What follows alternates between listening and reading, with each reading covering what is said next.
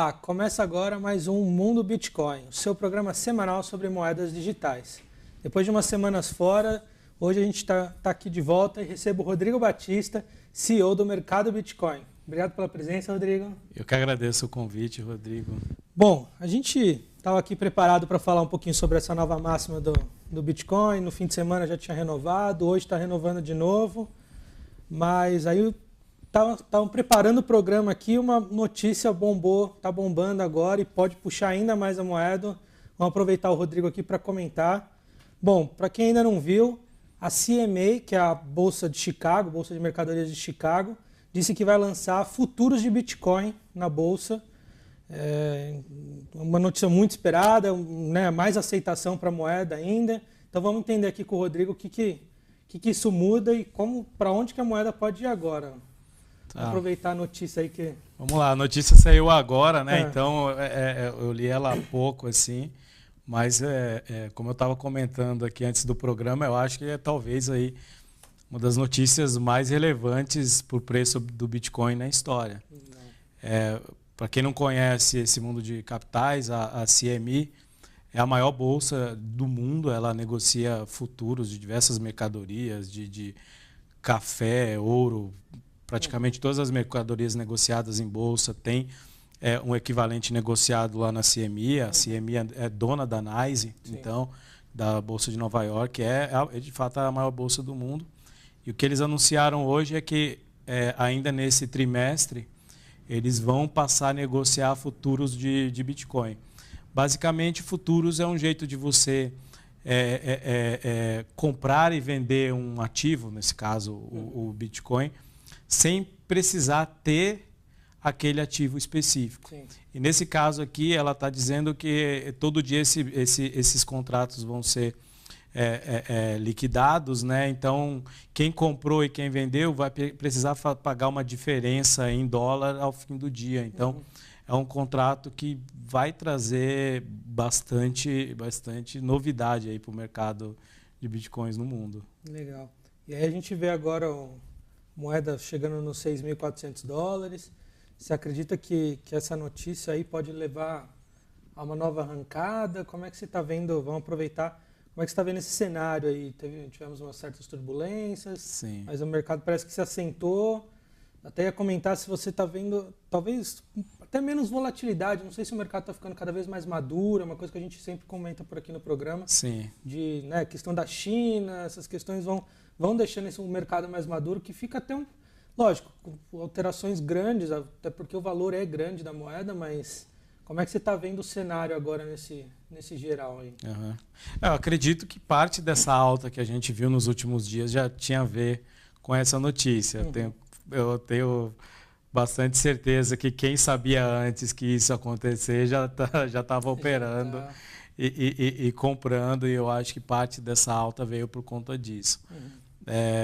Por conta dessa notícia, eu acho que o preço tende a aumentar, porque vai ser um caminhão de dinheiro entrando nesse mercado. Assim, eu acho que vai ser pré e pós esse futuro lá na CME. Tá. E falando um pouco do preço especificamente, nos últimos tempos, de fato, o Bitcoin está mais forte, o preço tem variado menos, né? Então, mesmo uma notícia como um mercado do tamanho da China parando a negociação dos Bitcoins não afetou ele tanto quanto afetaria 2 anos atrás. Então, acho que ele está muito mais forte do que era há 1 ou 2 anos. Legal. Ó, pessoal, vamos aproveitar aqui, eu esqueci de comentar, a gente está ao vivo no Facebook, vamos mandando perguntas aí, que daqui a pouco a gente aproveita aqui o Rodrigo para a gente tirar umas dúvidas de vocês aí sobre esse cenário das moedas, cenário de Bitcoin, vamos aproveitar aqui. Voltando a essa questão da CME, você comentou aí, né, como é que funciona mais ou menos o mercado de futuros, não é algo tão simples assim, mas para o investidor que está querendo entrar tudo bem que isso é lá nos Estados Unidos, tá, mas pensando mesmo no investidor americano, como que isso facilita, como é que isso ajuda? Tá. Apesar de ser uma novidade, tentar entender um pouquinho aí como é que fica a questão. No caso do investidor, por exemplo, o que vai acontecer agora é que você tem uma gama muito grande de pessoas que não estavam interessados em Bitcoin ou não tinham acesso ao Bitcoin que vão passar a estar. Tá. Então, basicamente, assim, qualquer um nos Estados Unidos ou estrangeiros que já negociam nos Estados Unidos, que já estavam negociando outros futuros de petróleo, de café, de ouro, de ações, que é um mercado gigantesco, agora eles vão ter a possibilidade de negociar bitcoins. Antes, eles não faziam isso porque eles não tinham clareza regulatória de como, por exemplo, colocar bitcoin no balanço, se é uma moeda, se era um ativo, como colocar, preço, essas questões. Tem a questão da guarda, que é uma questão muito importante. Então, se você é um investidor que está lidando com dezenas ou centenas de milhões de dólares e tem isso em Bitcoin, como que você vai fazer a guarda das chaves desses Bitcoins? No caso de um futuro, você não precisa se preocupar com isso. Então, isso também traz uma dinâmica diferente para esse mercado. E o que a gente vê aqui na prática, assim, fundos de investimento, fundos de pensão, pessoas físicas que já operam em bolsa normalmente vão passar a operar agora, ou ter a opção de operar Bitcoin. Antes não, Bitcoin era uma coisa mais apartada no mercado financeiro. Legal. O Vinícius Marcelo pergunta o que muda ao comprar moeda. Acho que ele está querendo dizer com essa notícia, acho que para quem já opera Bitcoin, acho que é só questão do preço, é lógico, mas acho que forma, ou acho que isso não afeta assim, eu acho que para quem só compra ou vende pouco, não vai mudar nada, então a dinâmica continua mesmo, vai continuar operando em uma exchange como o mercado Bitcoin ou como Coinbase. Mas a dinâmica de preço tende a mudar. Tá. O mercado de futuros, na verdade, assim, o mercado de Bitcoin ele é diferente dos outros porque ele não tem, por exemplo, um horário de início e de fechamento. A negociação acontece 24/7, todos os dias do ano, e em diversos mercados ao mesmo tempo. No mundo inteiro está sendo negociado Bitcoin. No caso de um mercado de futuros, por exemplo, ele tem um horário de abertura e um horário de fechamento. Então, você vai ter negociação de Bitcoins no mundo inteiro durante esse horário de abertura e fechamento da Bolsa de Nova York, de Chicago, e depois vai ter negociação fora acontecendo sem que a Bolsa de Chicago esteja no jogo. Então, a questão do preço e da volatilidade, eu tenho certeza que vai ficar diferente, entendeu? Então, o pessoal esperando o fechamento, esperando a abertura. Isso é uma novidade. Eu acho que é a primeira vez que um artigo 24/7 vai ter futuros listado. Então, eu tenho certeza que isso vai impactar o preço, mas eu acho que deve impactar a volatilidade, mas eu não sei como. Legal. Isso a gente vai aprendendo aos poucos. Né? Você está super quente aí. Exato. Tem um pessoal aqui perguntando umas coisinhas básicas. Vamos ver se a gente consegue ajudar um pouquinho aqui. Tem gente que quer saber como comprar bitcoins. A gente já apresentou isso em outros programas. Quem que foi aqui? O Manuel Honório. Se quiser, logo no primeiro programa, a gente põe o link aqui depois. A gente colocou a tela aqui direto, mostramos pela tela como é que você abre conta, compra, vende bitcoins. Então aqui depois a gente pode mostrar com mais calma esse primeiro passo aqui, né? Pessoal perguntando sobre carteiras, tem muito essa questão de deixar a carteira na exchange ou não, ter a sua própria carteira. Eu sei que vocês são a exchange, mas como é que você vê essa dinâmica? Acho que o que eu já aprendi um pouco por aqui é que depende muito do tipo de investidor, né? Tem gente que precisa de um tipo de carteira muito mais segura, tem gente que não necessariamente, opera pouquinho. Sim. Você vê dessa forma? Você acha que... Tá. Essa é uma questão que, assim, as exchanges normalmente falam que para você não deixar o dinheiro nelas por um motivo bem básico, que diminui o risco da exchange como negócio, porque ela vai ter que lidar com menos bitcoins armazenados nela. Tá. Sendo bem clara, assim, é um conselho que pensa mais um pouco no negócio do que no consumidor. A gente sabe que a guarda de bitcoins não é uma coisa simples. Então, assim, é sempre mesmo preferível que você guarde consigo, mas você tem que ter muita certeza do que você está fazendo. Eu já vi muitas histórias de pessoas perdendo ou transferindo bitcoins de jeito errado, porque está fazendo por conta. Então, eu acho que essa decisão ela envolve risco nos dois casos. Se você assume o risco de guardar, você tem que saber como fazer, tem que ter noção dos riscos que você corre. Sim. E se você guarda com uma bolsa, com um exchange, por exemplo, como com a nossa empresa, você tem que saber que nossa empresa é alvo frequente de ataques, que pode ter indisponibilidade e tudo. Mas assim, a gente lida com uma quantidade, lida com o Bitcoin o tempo inteiro, então a gente sabe bem como fazer a guarda. Sim. Então, acho que é o critério de cada um. A gente no mercado do Bitcoin não fala, insiste que você tem que tirar, não. A gente oferece um serviço, a gente cobra um preço por esse serviço, a gente tem que garantir que seus Bitcoins estão seguros.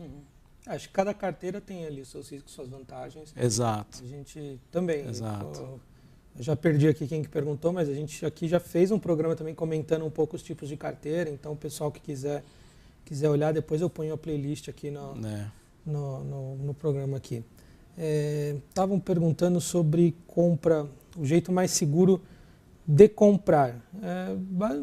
Eu acredito que é usar exchanges, as corretoras. Sim, lógico. Se você tiver alguém de muita confiança para comprar diretamente. Sim, exato. Mas hoje a gente vê muito grupo de Facebook, vê essas coisas. É bom tomar cuidado, principalmente para quem está no início. Quem não sabe direito, acho que tem que tomar esse cuidado, né? Já entra num grupo de Facebook, tem lá 100 mil pessoas no grupo. Estou vendendo Bitcoin, não sei quanto. Tem que sempre tomar esse cuidado. Acontece muito também, está muito comum golpes de pirâmide financeira. Então, o pessoal fala, invista em Bitcoin comigo, que você vai ter 5% de retorno por dia, promessas absurdas assim. Não tem isso, não existe isso no mundo de você ter ganho sem risco. Então, tomar muito cuidado com essas ofertas de pirâmides também. Essas coisas de pirâmide é o que a gente fala sempre aqui. O pessoal tá falando que você vai ganhar alguma coisa sem fazer nada, é porque tá estranho, né? Não é... Por que ele não está ganhando tudo sozinho para ele, né? A não ser que seja com o preço mesmo subindo, não tem outro jeito de ganhar dinheiro aqui, né? O pessoal comentando de mineração. Você acha que no Brasil, o Anderson Arena está perguntando se minerar no Brasil é viável. Você que está mais dentro, eu sei que a questão da China se complicou um pouquinho ali e tal, mas a China é dada como um grande centro de mineração ali. Sim. Você que está mais nesse meio, como é que você acha que no Brasil minerar Bitcoin é viável? Eu vejo muita gente comentando que outras moedas é melhor, é mais fácil. Como é que você... eu ouço falar das outras também. Assim, para entender rapidamente, a mineração você depende de conseguir acesso a chips, né, de mineração, a ASICs a um preço competitivo. Então, e você normalmente precisa de energia elétrica barata para fazer esses chips rodarem e precisa ser um lugar um pouco frio para você não gastar muito com a refrigeração dos computadores e dos chips. No caso brasileiro, você não consegue comprar computador barato, importar computadores baratos e chips baratos. A energia elétrica aqui, comparada com o resto do mundo, é muito cara, 10, 20 vezes mais cara. Sim. E aqui, na maior parte do território brasileiro, o clima ele é quente, né? Então, você tem tudo desfavorável para entrar no negócio de mineração. Então, as pessoas sérias que mineram, os brasileiros sérios que mineram, acabam indo para o Paraguai, em que essa equação fecha melhor e tudo. Já ouvi falar que realmente com outras moedas isso acontece um pouco menos, mas o risco deve ser maior, né? Porque você vai estar lidando com moedas com flutuação de preço muito maiores que o Bitcoin. Legal. O Celomar Silva, ele está perguntando se você palpita algum suporte no Bitcoin. Eu vou adaptar um pouquinho aí, se a gente pode comentar um pouco também sobre os riscos, né? A gente, boas notícias vindo aí, CME e tal, mas hoje, que você vê como prováveis riscos que podem travar um pouco, podem trazer uma turbulência nesse mercado? Como é que você... Nesse mês a gente tem um risco gigantesco, tem uma discussão bem grande de alterações dentro do protocolo do Bitcoin. o que aconteceu basicamente aqui em maio, um grupo de empresários, na maioria ligados a um investidor chamado Barry Silbert. Eles fizeram um acordo em Nova York de fazer alterações no Bitcoin. Essas alterações devem ser efetivadas nesse mês, só que o grupo principal de desenvolvedores do Bitcoin são contra. E aí está tendo um embate muito grande desses dois grupos, e isso pode jogar o preço do Bitcoin para bem baixo, assim, dependendo de como esse conflito for se desenrolar. Assim.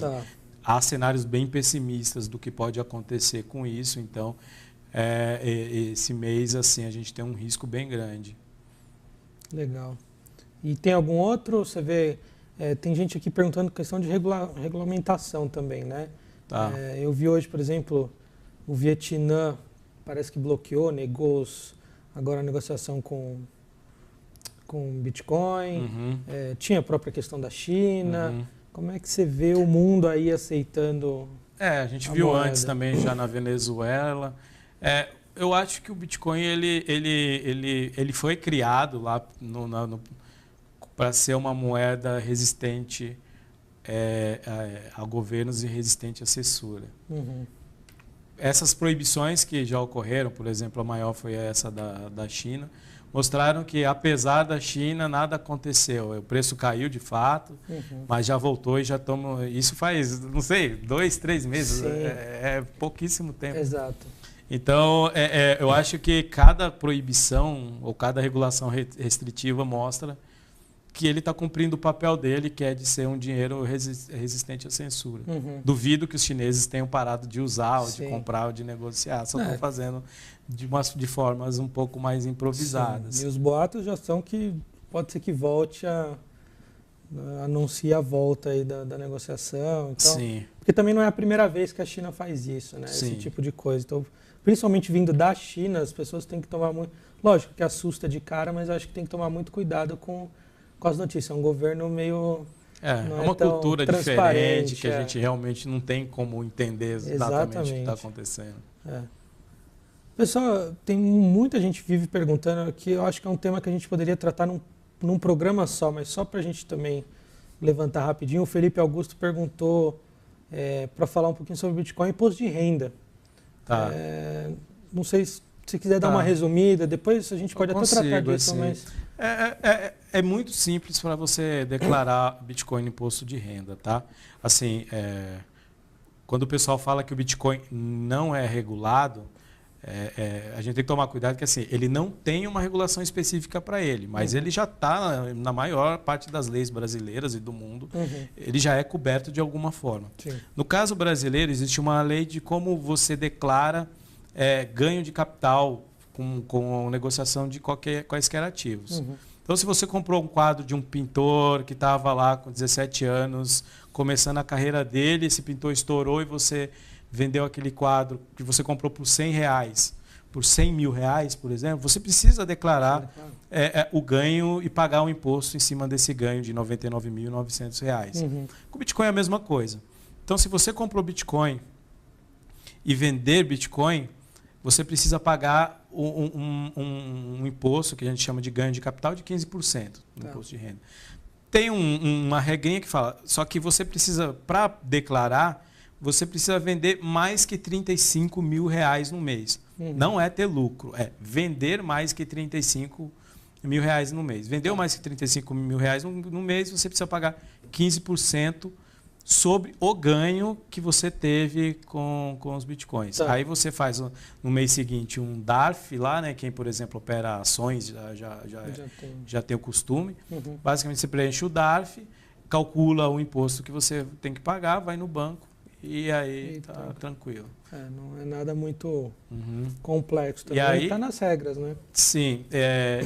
Uma outra questão é que se você comprou, por exemplo, comprou um Bitcoin por R$20 mil no mercado Bitcoin. Quando chegar em dezembro desse ano, você precisa falar, comprei um Bitcoin no mercado Bitcoin por R$20 mil lá na parte de bens, outros bens, que aí você pode descrever o que é, porque o Bitcoin não tem ainda lá a opção para você escolher. E a própria Receita fala que você consegue provar isso com a nota fiscal. Então, assim, desde o primeiro dia de operação do mercado Bitcoin, a gente emite notas fiscais. Todos os clientes recebem. Basta entrar no site da Prefeitura de São Paulo e pegar as notas fiscais.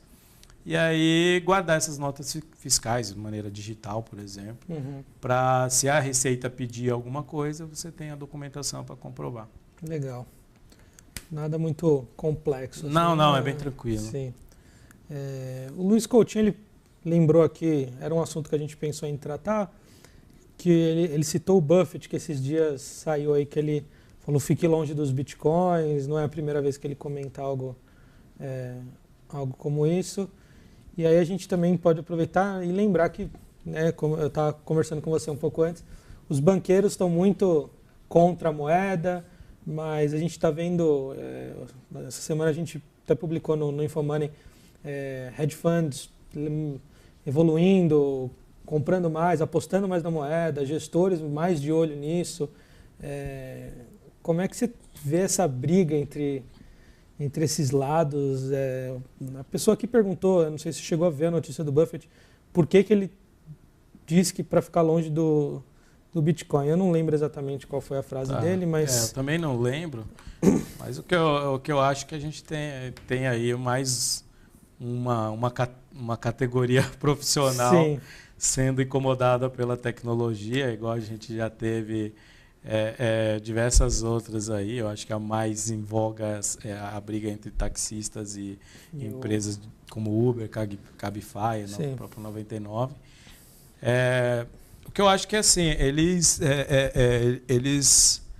de fato ainda não entenderam o potencial da tecnologia, mas como você falou, tem hedge funds entrando, tem investidores institucionais entrando, a própria CME entrando, alguns deles devem até ser acionistas da CME. Exato. Então eu acho que essa turma deve rever aí essas frases em um ano no máximo. Sim. E a gente está quase no finalzinho, mas aproveitando essa linha, hoje eu publiquei uma matéria no Infomoney comentando, um economista, agora não vou me recordar o nome, falou que para ele o futuro, na verdade, são as moedas digitais lançadas por bancos centrais e não exatamente as criptomoedas. Não que isso seja realmente o futuro, mas você acha que essa pode acabar sendo uma contribuição do Bitcoin, de outras moedas, para os bancos centrais? Eles acabam entrando no meio e aí talvez a gente passe a ter as duas coisas, né? Tanto moedas, porque realmente digitalização, essas coisas é o futuro, né? A gente está cada vez mais dentro do computador, do celular, e você acha que mesmo, né, o real mesmo, se eu virar um real digital, né, assim, é do banco e tudo mais, mas você acha que tem algum poder? Eu acho que, pensando, você fica no meio do caminho, né, do processo, entre a ideia, o ideal do Bitcoin, dessas moedas, e não. Como é que você eu acho que não faz sentido nenhum na minha cabeça. Esse assim. Tipo de... eu acho que as críticas do Satoshi, que é o apelido de quem criou o Bitcoin, né? Ao sistema financeiro, elas vão continuar valendo, independente se o Banco Central está imprimindo em papel ou emitindo uma moeda digital.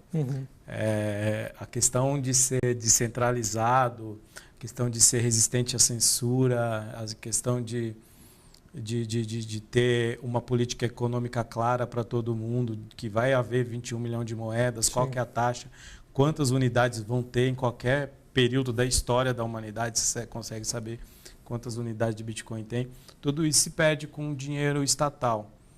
Isso, cara, eu lembrei aqui de quando eu estava começando com a internet, dos Correios teve a brilhante ideia de que eles iam servir e-mail para a população brasileira. A gente vê o que aconteceu com essa ideia aí. Acho que fica uma boa comparação. Acho que tem potencial de ser a mesma coisa. Eu acho que vai acontecer a mesma coisa. Agora, para a gente finalizar aqui, o Hélio, ele é uma pergunta bem básica que a gente já deve ter tratado algumas vezes. Mas assim, ele pergunta, qual a fundamentação para operar Bitcoin? Como é que a gente tem uma diretriz no cenário macro? Ele diz que até agora, pelo que ele vê, parece ser bolha mesmo, mas como é que... Para o pessoal entender um pouquinho, a gente sempre relembra aqui, por que eu, né, o que eu devo olhar no Bitcoin, o que eu devo entender desse Pensando mercado. um pouco nos fundamentos dele, o que eu gosto de fazer assim por exemplo, fazer um paralelo com empresas digitais disruptivas. Tá? Então vamos pegar o caso do Facebook.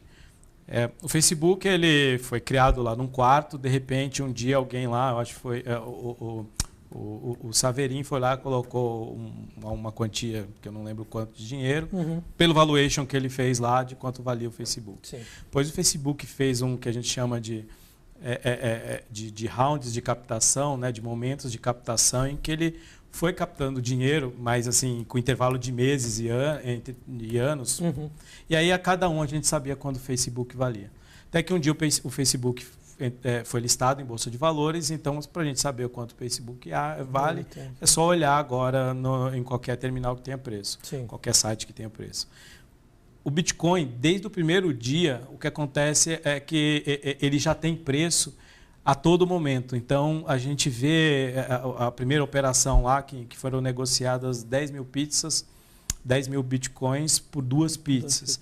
Então, sabia-se mais ou menos que cada pizza valia 5 mil bitcoins. Se você pegar que uma pizza vale, por exemplo, $25, você faz a divisão ali e você sabe quanto vale o preço do Bitcoin. Não vou me atrever a lidar com zeros agora.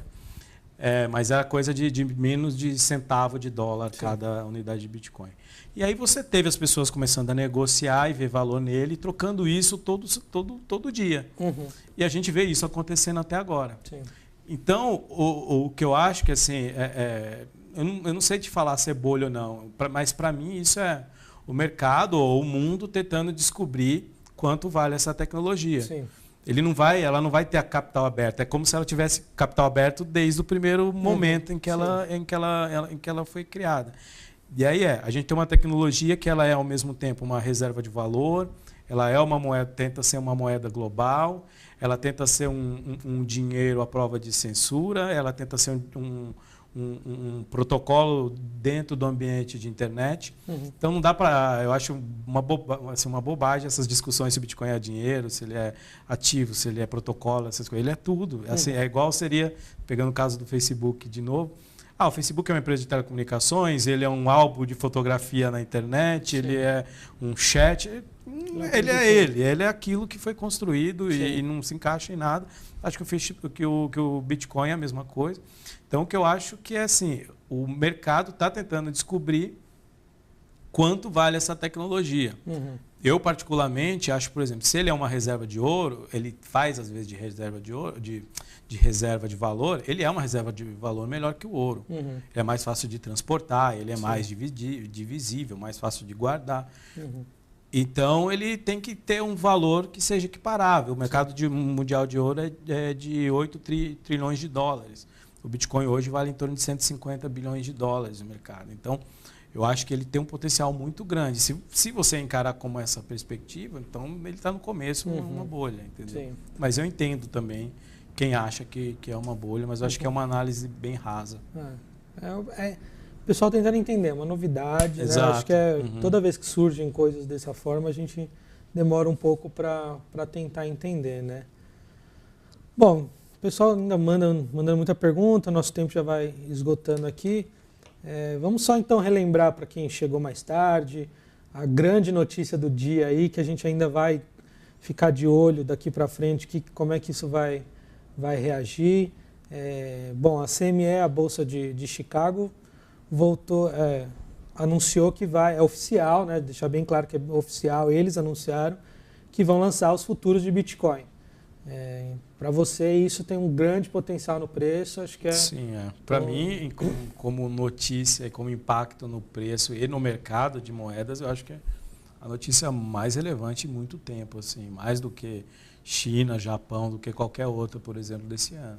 E aos poucos a gente vai ter que ficar de olho agora como é que isso vai se desenrolar, porque é um lançamento para agora, né? Sim, nesse trimestre. Esse trimestre, fim de ano, agora já vamos ter essa novidade. Talvez o preço da moeda do Bitcoin já ganhar uma força agora, mas acho que depois que for lançado, aí que é o momento que a gente tem que como você comentou mais cedo agora, vamos ter uma mudança de dinâmica, e aí Sim. a partir do lançamento, do dia do lançamento, a gente tem que ficar atento como é que vai ficar esse mercado, né? Sim, vai ser interessante, vai ser engraçado de ver. Legal, aí a gente você volta aqui para a gente comentar, então. Bom, Rodrigo, obrigado pela presença. Eu que agradeço o convite. Assim. Valeu. Foi ótimo. Bom, gente, semana que vem a gente está de volta, tratando mais um pouquinho aí sobre o mercado. Quem quiser mandar sugestão de pauta, quiser mandar mais pergunta, a gente tem o e-mail, que é bitcoin@infomoney.com.br. Pode deixar as perguntas no Facebook também, que a gente está de olho. E semana que vem a gente tem mais um convidado aí, que a gente vai tratar dos novos temas, os temas quentes do mercado de moedas. Muito obrigado e até a próxima.